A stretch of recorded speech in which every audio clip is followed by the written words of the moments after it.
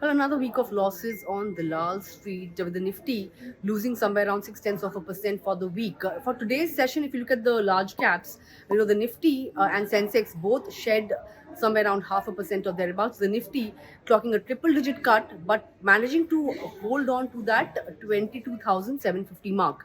22,800 was, of course, violated in today's session. In terms of the broad end of the markets, there was a recovery that was taking shape, but that kind of fizzled out today. Look at the mid cap index down somewhere around 1.5%. Even the small cap index was down over a percent or so. But for the week, the mid cap index has gained somewhere around a percent or thereabouts. In terms of sectors, metals were the only pocket that was doing well today. Of course, all the other sectors were trading in the red, led by the pharma pack.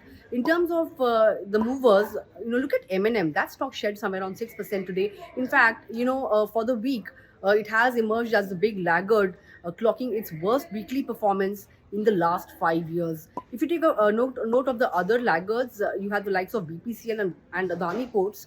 They were the big losers today on the Nifty, aside of M&M. On the flip side, you had Tata Steel and Hindalco. Those two are the big gainers. As I mentioned, metals were doing well today. From the broad end of the markets on the Nifty 500, Godrej Industries, another day of solid gains. In fact, 12% gains coming in today. You also had JSW Infra. That stock gained somewhere around 8% or thereabouts in today's session. That's all about today's market action. For more news and updates, stay tuned to Money Control.